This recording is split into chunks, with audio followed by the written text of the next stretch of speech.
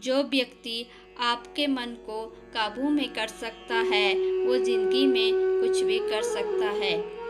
इंसान की अच्छाई पर सब खामोश रहते हैं, चर्चा अगर उसकी बुराई पर हो तो गूंगे भी बोल पड़ते हैं। श्री कृष्ण कहते हैं, तुम्हारे बीते हुए कल को तो मैं ठीक नहीं कर सकता, लेकिन तुम्हारे वर्तमान में मैं अगर तुम्हें अच्छा कर्म करो तो मैं तुम्हारे आने वाला कल जरूर उजागर करूँगा। आज के ज़माने में कोई अपना नहीं होता, सिर्फ लोग तब तक साथ देते हैं जब तक उनका स्वार्थ होता है। अगर कोई अकेला है तो इसका मतलब यह नहीं कि उसको कोई पसंद नहीं करता। वह अकेला इसलिए है कि उसने दुनिया की औकात देखी है। लोगों की परखने की आदत डालो। जैसे हर चमकती चीज़ सोना नहीं होती, वैसे यह दिखने वाला इंसान सच्चा नहीं होता। अकेले रहने का मज़ा ही अलग है, ना किसी की ज़रूरत और ना किसी से उम्मीद। सफाई वहाँ देनी चाहिए जहाँ उसे सुनना और समझने वाला एक खुला दिमाग हो। मेहनत एक ऐसी चाबी है जो बंद भाग्य के दरवाजे को भी खोल देती है। डाली से गिरते हुए पत्तों ने क्या खूब कहा है कि अगर बोझ बन जाओगे तो अपने ही तुम्हें गिरा देंगे। क्रोध को प्यार से, बुराई को अच्छाई से, स्वार्थी को उदारता से और झूठे व्यक्ति को सच्चाई से जीता जा सकता है। अगर आपको बहुत सारी परेशानियों से गुजरना पड़ रहा है तो आप खुश हो जाएं, क्योंकि भगवान की नज़र आप पर है। देर से ही सही, लेकिन वह आपकी जरूर सुनेगा। इंसान का भाग्य उन्हीं के कर्मों का फल होता है जो उसने अतीत में किया है। इसी तरह वो लोग जो आज कर्म कर रहे हैं वह उनके आने वाले कल का निर्धारण करेंगे। भगवान कहते हैं, तू करता वही है जो तू चाहता है, पर होता वही है जो मैं चाहता हूँ। तू कर वही जो मैं चाहता हूँ, फिर होगा वही जो तू चाहता है। अतीत को बदला जा सकता है, वर्तमान से बचा नहीं जा सकता, लेकिन भविष्य को संवारने का कार्य ही वर्तमान में किया जा सकता है। क्या फर्क पड़ता है हमारे पास कितने लाख, कितने करोड़, कितनी गाड़ियाँ और कितने घर हैं? खानी तो बस 2 वक्त की रोटी है, जीनी तो बस एक ही जिंदगी है। फर्क सिर्फ इस बात का पड़ता है कि हमने कितने पल खुशी से बिताए, कितनों की खुशी की वजह हम बन पाए। सुख दुख एक सिक्के के 2 पहलू है। जहाँ सुख होगा वहाँ दुख भी होगा, जहाँ दुख होगा वहाँ सुख भी होगा। इसलिए सुख दुख के बारे में बिना सोचे निरंतर अपने लक्ष्य को प्राप्त करने के लिए प्रयास करते रहना चाहिए। एक बात हमेशा याद रखना, किसी के सामने गिड़गिड़ाने से ना मोहब्बत मिलती है और ना ही इज्जत। इसीलिए अपने स्वाभिमान को जिंदा रखो। कोई आपकी किस्मत में होगा तो वो आपके पास खुद चल कर आएगा।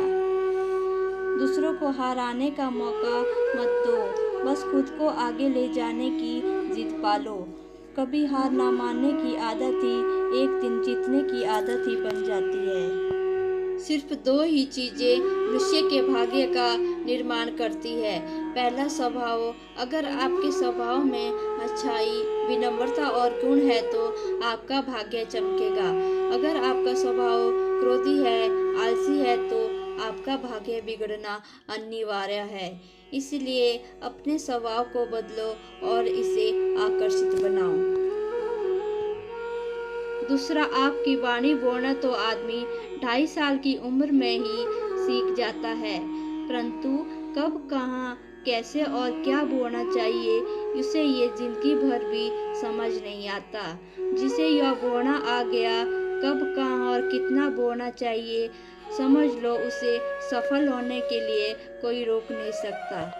दुआएं मांगने से किसका भला होता है? मिलता तो बस वही है जो हमने बोया होता है। तुम नीचे गिर के देखो, कोई भी नहीं आएगा उठाने। तुम जरा उठ के तो देखो, सब आएंगे गिराने। बदल जाओ वक्त के साथ या फिर वक्त को बदलना सीखो। मजबूरियों को मत कोसो, हर हाल में चलना सीखो। दिखावे से सिर्फ लोगों को खुशियाँ दी जा सकती है, भगवान तो केवल नियत देखते हैं। जीवन में आधे दुख इस वजह से आते हैं क्योंकि हमने उनसे आशाएं रखी। जो दूसरों की तकलीफ़ों को समझते हैं, जिनमें दया है, दिल से अच्छे हैं, उन्हें दोबारा जन्म लेना नहीं पड़ता। अच्छे लोगों की कृष्ण परीक्षा बहुत लेता है, परंतु साथ नहीं छोड़ता। और बुरे लोगों को भगवान बहुत देता है, परंतु साथ नहीं देता। सुख भी बहुत है, परेशानियां भी बहुत है। जिंदगी में लाभ है तो हानियां भी बहुत है। क्या हुआ जो प्रभु ने थोड़े गम दे दिए, उसकी हम पर मेहरबानियां भी बहुत है। किसी का अच्छा इसलिए ना करो कि बदले में आपको अच्छा मिले। किसी का अच्छा इसलिए करो कि आपकी अच्छाई से किसी को ढेर सारी खुशियां मिले। छोटी छोटी चीज़ों में खुश रहना सीख लीजिए, क्योंकि बड़ी चीज़ें अक्कड़ और घमंड तोहफे के साथ लेकर आती है। स्पष्ट बोलने वाला व्यक्ति कांटे की तरह होता है। इसमें थोड़ी देर के लिए दर्द जरूर होता है, लेकिन फ़ायदा जिंदगी भर रहता है। अगर आप एक बार किसी को माफ़ करते हैं तो आप समझदार हो।